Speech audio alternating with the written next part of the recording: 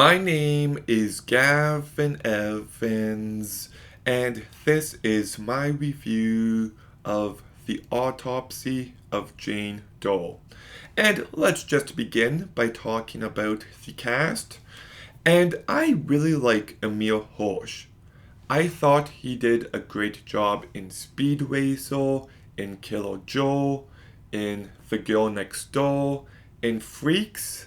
Like, I kind of wish he was in more movies, but he's very charming and likable and convincing, and I was impressed with him here.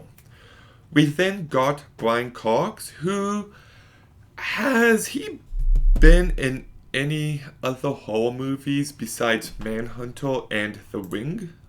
Hold on.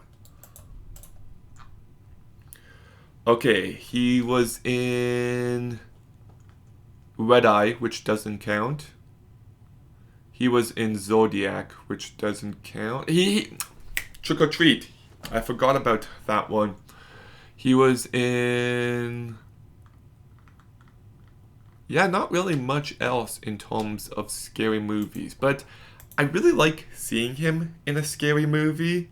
Like, he just brings a certain level of gravitas, and I thought he did great. There is one scene where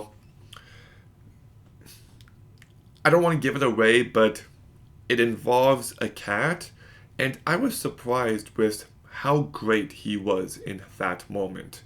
And I also really like the father-son dynamic throughout this movie. It definitely kept me invested.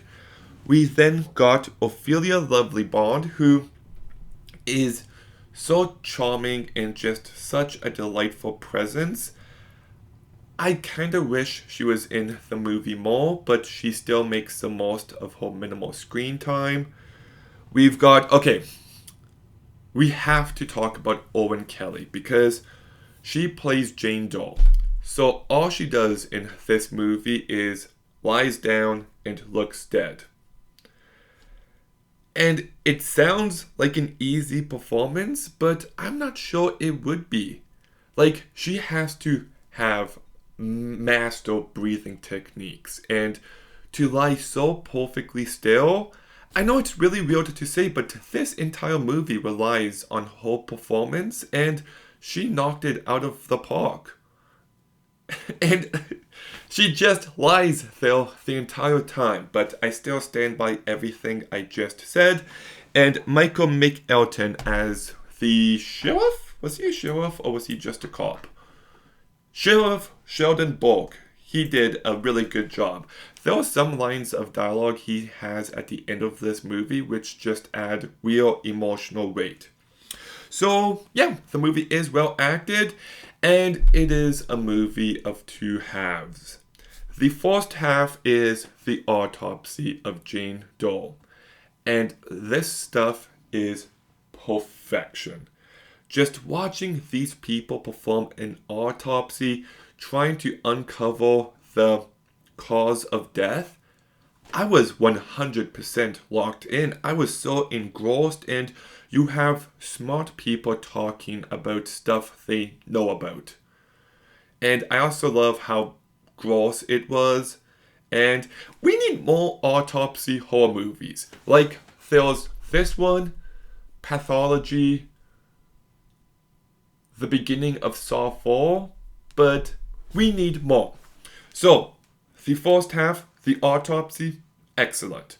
But then we get to the second half, which I'll call the haunting of Jane Doe.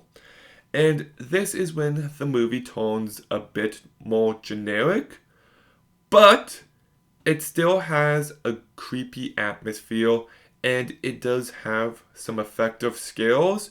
So I was loving the second half as well. Two very distinct halves, but both work and both complement the movie altogether. I do like how there's a storm brewing in the background, and like I said, there's one scene with a cat that actually had quite a bit of emotion, and it's just a very well directed movie by Andre Overdahl. So I love so much here, and I do love this movie. But I do got two big issues, and I'm going to try my best to talk about them without spoiling anything. But there was one scene where the movie does a fake out. And I really hated this fake out. I didn't buy it. It felt like it was deceptive, and I thought it lacked the emotional weight it so desperately needed. And then my other big complaint is kind of the ending of this movie. Like, we find out why this stuff is happening, and I don't know, it just felt like a convoluted mess. It felt like they came up with something for the end, and I don't know, I found the ending of this movie to be very unsatisfying. So yeah, but still, I do love this movie. It's something very unique. I love the way it escalates. I like the father-son dynamic. I like the way this movie is shot. It's a fun movie. It got under my skin on multiple occasions. I'll give The Autopsy of Jane Doe an 8 out of 10. Okay, but I do want to talk about spoilers now, so there's your warning. But the fake out scene I was talking about is when, oh, what's her name? Is it Emma? Emma, her name is Emma Roberts. That's kind of funny, actually. Not the actress, but the character in this movie. Okay, how did she get down there? The elevator was out of service. The other door was blocked. So then they hear the bell. I don't know. I understand rules are so wishy-washy on movies like this and what the ghosts can do and what they make the characters see. I didn't buy it, and I just don't think her death added enough emotion for... I don't know. I think it would have been sadder if she came the day after and she finds her boyfriend's dead body and she's just in tears. That to me would have been more effective.